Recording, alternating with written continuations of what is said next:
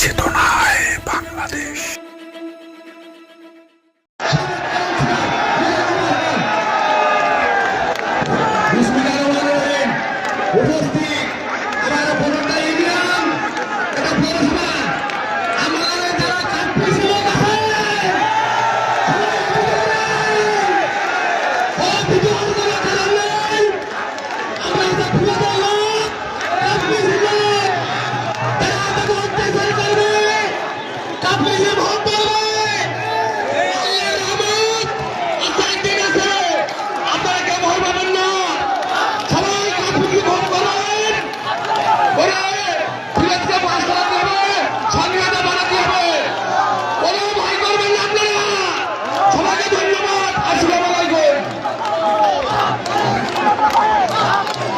ইতিমধ্যে উপজেলা 3 নম্বর কোলা ইউনিয়ন